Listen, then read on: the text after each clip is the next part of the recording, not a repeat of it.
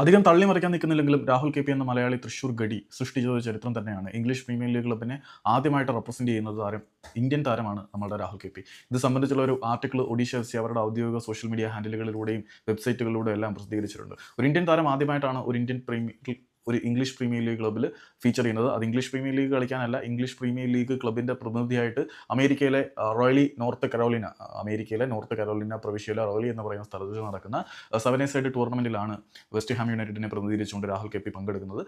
48 ടീമുകൾ പങ്കെടുക്കുന്ന ഈ ഒരു ടൂർണമെൻറ്റ് ഒരു ജൂൺ 4 മുതൽ ജൂൺ 9 വരെ നീണ്ടു നിൽക്കുന്ന ഒരു ടൂർണമെൻറ്റാണ്. അപ്പം ലെജൻഡറി പ്ലെയേഴ്സ് ആയിട്ടുള്ള പഴയ പോർച്ചുഗീസ് താരമായിട്ടുള്ള നാനി, പിന്നെ അർജന്റീനയുടെ സൂപ്പർ താരമായിരുന്ന സെർജിയോ അഗ്യൂറ തുടങ്ങിയ സൂപ്പർ താരങ്ങളൊക്കെ പങ്കെടുക്കുന്ന ഒരു ടൂർണമെൻറ്റ് തന്നെയാണിത്.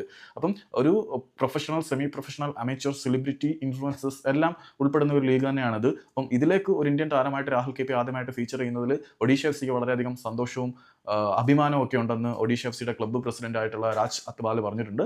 പിന്നെ ഒരു ഇന്ത്യൻ താരത്തിന്, രാഹുൽ കെ പിയെ പോലെ ഒരു യുവ ഇന്ത്യൻ താരത്തിന് വെസ്റ്റ് ഹാം യുണൈറ്റഡിന്റെ പ്രതിനിധിയായിട്ട് ഈ ഒരു 7 A ടൂർണമെന്റിൽ പങ്കെടുക്കാൻ റെപ്രസെന്റേഷൻ കിട്ടിയത് വരാൻ പോകുന്ന ഇന്ത്യൻ യുവതാരങ്ങളെ പ്രചോദിപ്പിക്കുന്ന ഒരു കാര്യം കൂടി ആയിരിക്കുമെന്ന് പുള്ളി പറഞ്ഞു. സത്യമാണ്, ഇംഗ്ലീഷ് പ്രീമിയർ ലീഗ് ക്ലബിന്റെ റെപ്രസെന്റേറ്റീവായിട്ട് ഒരു ടൂർണമെന്റ് കളിക്കാൻ ഒരു ഇന്ത്യൻ താരത്തിന് കഴിയുക, അത് നമ്മുടെ മലയാളി താരത്തിന് കഴിയുക, ഇതൊക്കെ നമുക്ക് എല്ലാവർക്കും അഭിമാനിക്കാൻ വകയുള്ള കാര്യം തന്നെയാണ്. അത് എത്രയൊക്കെ വില കുറച്ച് പറയാൻ ആരൊക്കെ ശ്രമിച്ചാലും നമ്മളെ സംബന്ധിച്ചിടത്തോളം അഭിമാനിക്കാൻ വകയുള്ള ഒരു നേട്ടം തന്നെയാണ് രാഹുൽ കെ പി ഇപ്പോൾ സ്വന്തമാക്കിയിരിക്കുന്നത്.